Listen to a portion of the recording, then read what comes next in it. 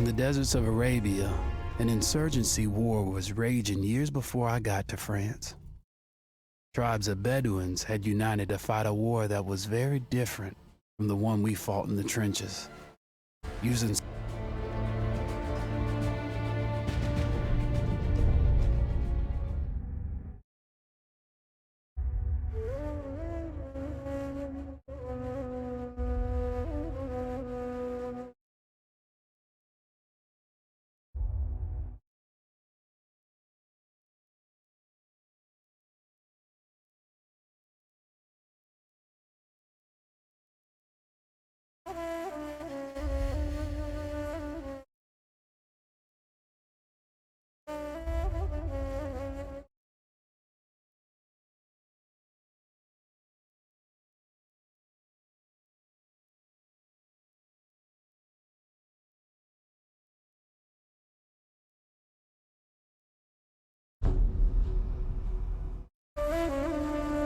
the Arabian Desert, a vast ocean of drifting sands and scorched, sun-baked rocks. Beneath these endless dunes, oil, the lifeblood of our new mechanical century. For more than 400 years, the Ottoman Empire has ruled these lands, controlling all that's to be found here. But the Ottomans do not rule unopposed. Small bands of Bedouin rebels have united to overthrow the empire. They strike without warning and then vanish into the desert. Fighting alongside them is a lone British officer, whose exploits have earned him wide renown. The world has taken to calling this man Lawrence of Arabia.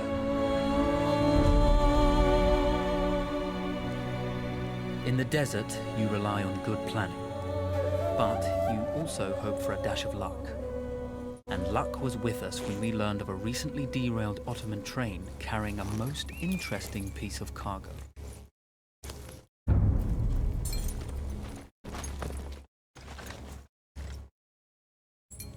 A small patrol had joined the Ottomans who survived the crash. Together, they guarded the wreckage and waited for reinforcements.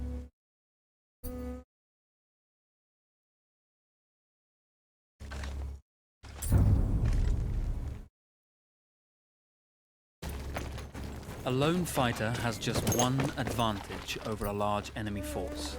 A lone fighter can move unseen.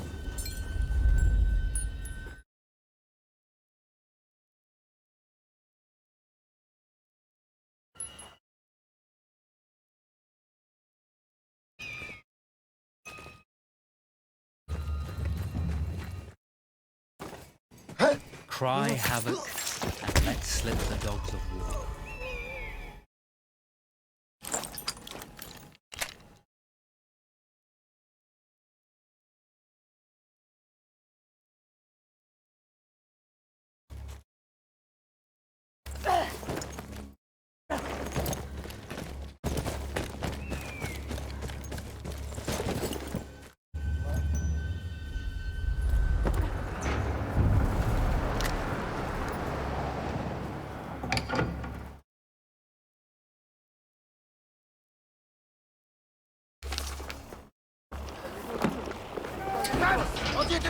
Now, now! It's over!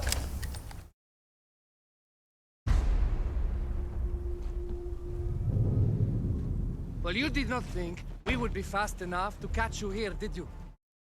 Lawrence of Arabia.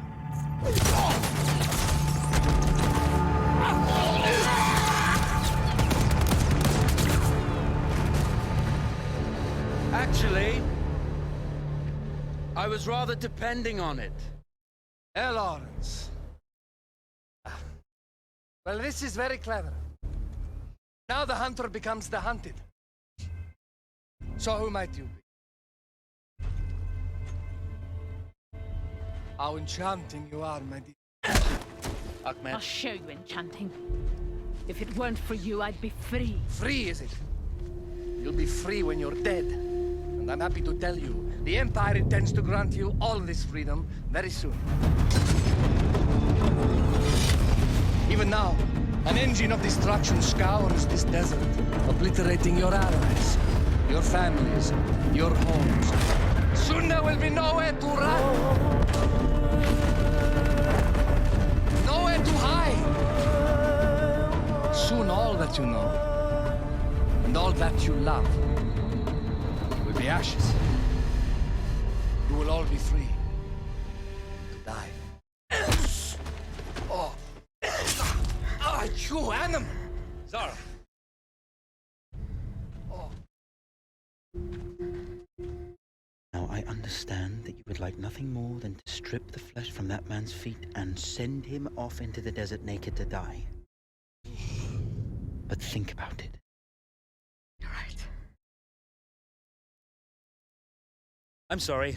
My friend here, she can be a little brusque. You're going to tell me how to lie to your train so we can lure it into a trap and destroy it. Impossible. To even begin to talk to that train, you would need an entire book of communication codes. Oh, like this one, you mean? You can never stop the progress of machines. One day, the whole world will take your lands and the precious black gold beneath its sands. We shall see, my friend.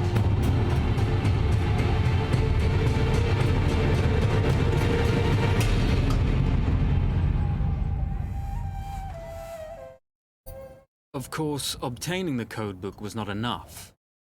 To destroy this Iron Dragon, this Canavar, as the Ottomans had named it, we had to send it 3 encrypted messages telling it to stand down. There were Ottoman outposts scattered along the railroad tracks. The commanders there carried high-priority message capsules. We had to use those to send our orders. Infiltrating the village wouldn't be easy. A full detachment of Ottoman soldiers had occupied it. The Ottomans had chosen an isolated location for their desert outpost. It seemed lightly defended. It was also well stocked with arms and equipment. The ancient ruins were all that remained of a civilization now lost to time. The Ottoman Empire brought in the modern world with a host of armored vehicles and field guns. 3 commanders to eliminate, 3 personal message capsules to be stolen, and then sent with our false orders. How Zara tackled this dangerous and audacious mission was up to her.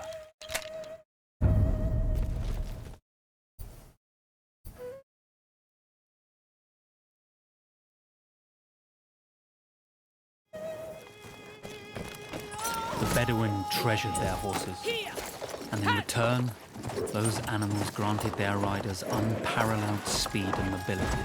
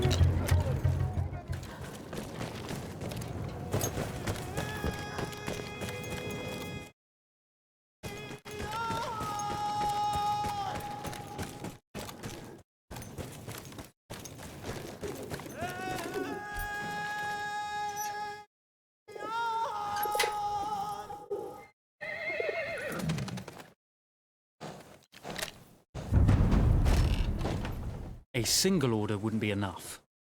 Ottoman protocol required the message to be received in triplicate before the train would acknowledge it as genuine.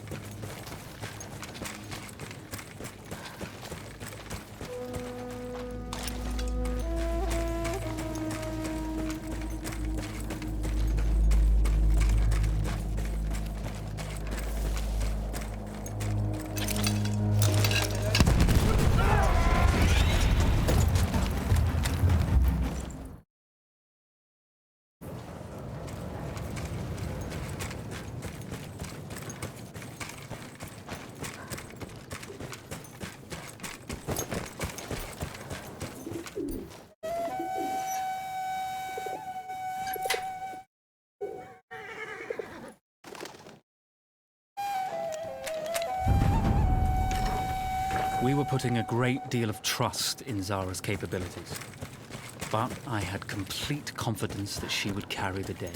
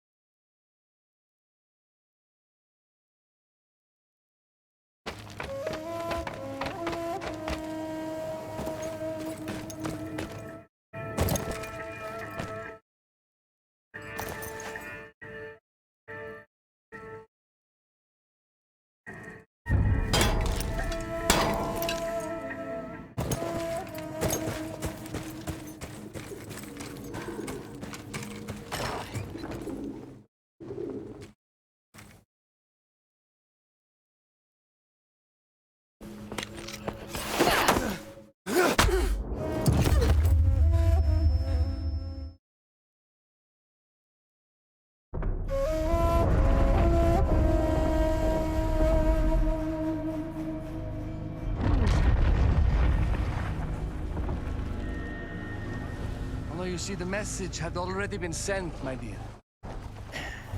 Though not the message you would have wanted.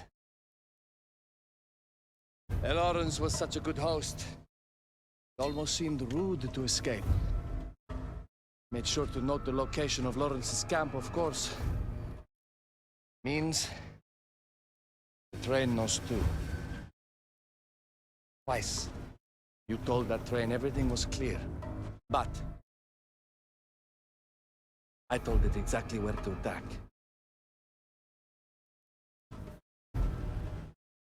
The beast has your scent, my dear.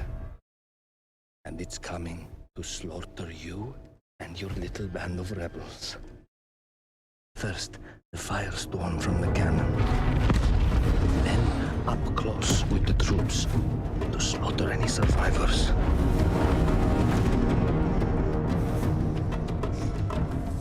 The legend of Lawrence of Arabia dies tonight.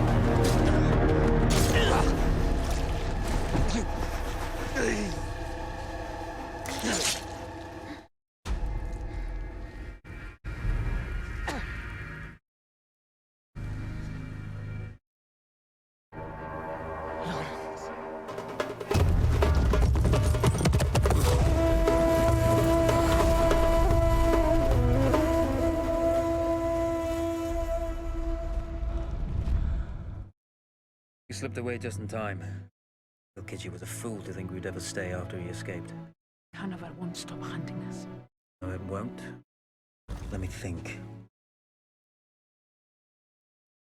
Train's coming a long way. So it'll have to stop to take on water. That's where we strike. Agreed. I'll deal with any sentries, then rig explosives on the track. Yes, and I'll rally our fighters. When I blow the lines, the train will be trapped. But when you hear the blast, you need to attack them with everything you have. It's good. But you know that there's a chance the men may not come. You may set off those explosives and find you're out there all alone. You know that. I guess I won't know either way until I set it off.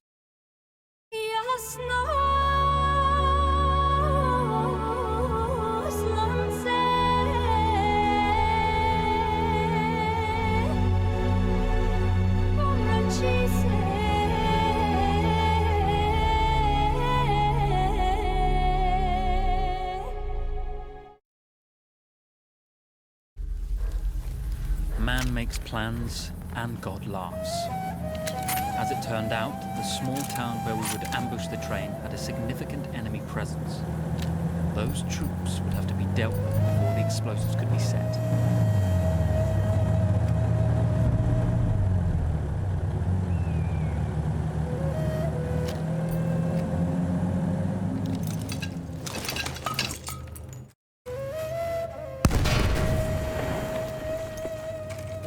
Once Zara secured the town, the trap could be set for the arriving train.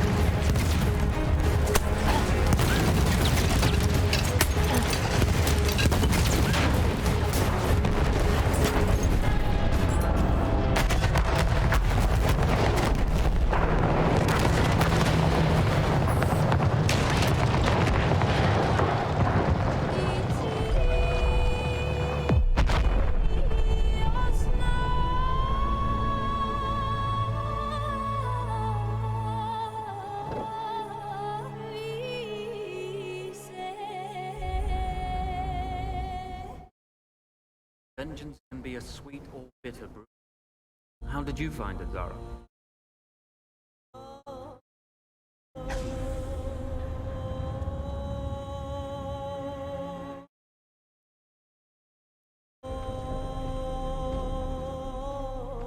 And you're right, we do need to think bigger, act bigger. Maybe even the Suez Canal.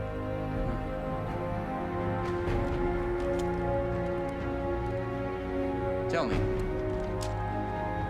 what do you know about battleships?